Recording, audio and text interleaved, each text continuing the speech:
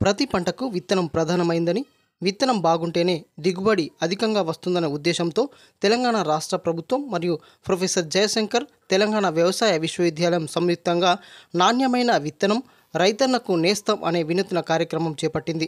జగిత్యాల జిల్లాలోని 20 మండలాల్లో గల రైతు వేదికల్లో కార్యక్రమాన్ని నిర్వహించారు. జిల్లాలోని 299 రెవెన్యూ గ్రామాల్లోని దాదాపు 900 మంది అభ్యుదయ రైతులకు 590 వరి, 295 పెసర విత్తనాలు పంపిణీ చేశారు. కోడిమ్యాల మండలం పూడూరు రైతు వేదికలో నాణ్యమైన విత్తనం రైతన్నకు నేస్తం కార్యక్రమంలో వ్యవసాయ అధికారులు, శాస్త్రవేత్తలు, రైతులు పాల్గొన్నారు. రానున్న ఖరీఫ్ సీజన్లో పంటల సాగు, నాణ్యమైన విత్తనాలపై రైతులకు అవగాహన కల్పించారు. రైతులు అడిగిన సందేహాలకు శాస్త్రవేత్తలు, శాస్త్రవేత్తలు మరియు వ్యవసాయ అధికారులు సమాధానాలు తెలియజేశారు.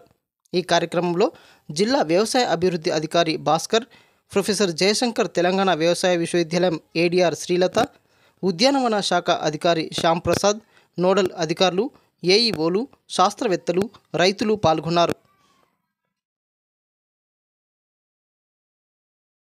నాణ్యమైన విత్తనం రైతన్నకు ఇవ్వాలనే ఉద్దేశంతో ప్రొఫెసర్ జయశంకర్ వ్యవసాయ శాఖ వారి సహకారంతో దాదాపుగా మీరు ఆల్రెడీ పొద్దు నుంచి విన్నారు, 11,000 రెవెన్యూ విలేజెస్ లో దాదాపుగా 40,000 మంది రైతులకి వివిధ పరిశోధనా స్థానాల్లో ఉత్పత్తి చేసిన వరి రకాలు, అలాగే పెసర, కంది, జొన్నలు, మొక్కజొన్న, ఈ 5 క్రాప్స్ ని ఎక్కడెక్కడైతే ఏ జిల్లాల్లో వివిధ గ్రామాల్లో ఏ పంటలు ముఖ్యంగా పండిస్తారో అక్కడ రైతులకి ఈ రకాలు అనేది ఇవ్వడం జరుగుతుంది.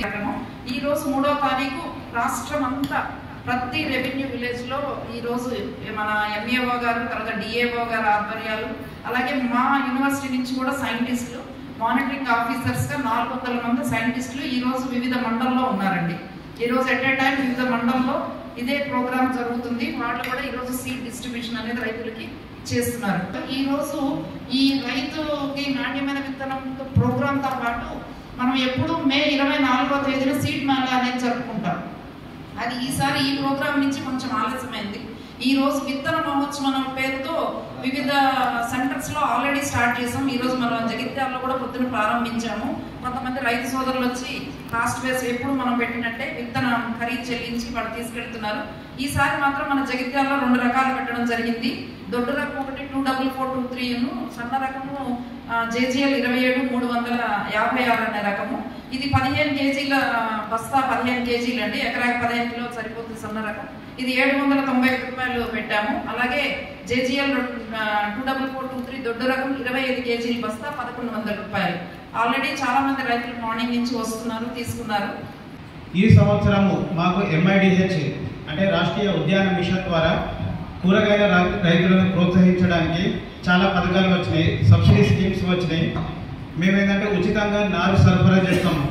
టమాటా, వంకాయ, మిర్చి, క్యాబేజీ, కాలీఫ్లవర్ ఇవి నారు ఫ్రీగా ఇస్తాము. అలాగే మల్చింగ్ షీట్ ఎకరానికి 6,400 రూపాయలు మల్చింగ్ షీట్కి సబ్సిడీ ఇస్తాము. తీగజాతి కూరగాయలు పెంచుకోవడానికి 1 ఎకరంలో పందిరి వేసుకుంటే 1,00,000 రూపాయలు సబ్సిడీ ఇస్తాము. ముందుగా మీరు వేసుకొని ఆ బిల్స్ మాకు ఇస్తే 1,00,000 రూపాయలు ఫార్మర్ అకౌంట్కి జమ చేయడం జరుగుతుంది. ఒక రైతు 2.5 ఎకరాల వరకు కూడా ఎలిజిబుల్. కేవలం ఇవే కాకుండా చాలా స్కీమ్స్ హార్టికల్చర్ డిపార్ట్మెంట్లో ఉన్నాయి. నేను మీకు అందరికీ కూడా అందుబాటులో ఉంటా. అలాగే మన రాష్ట్ర ప్రభుత్వం ప్రతిష్టాత్మకంగా చేపడుతున్న కార్యక్రమం ఆయిల్ పామ్ సాగు. ఆయిల్ పామ్ని 4 సంవత్సరాలు సబ్సిడీ ఇస్తున్నాం. ఆయిల్ పామ్ ఒక్కసారి పెట్టుకున్న తర్వాత 4 సంవత్సరాల తర్వాత దిగుబడి వస్తుంది. ఈ 4 సంవత్సరాలకు మధ్యలో అంతర పంట వేసుకుంటే కూడా అంతర పంటలకు సబ్సిడీ ఉంది.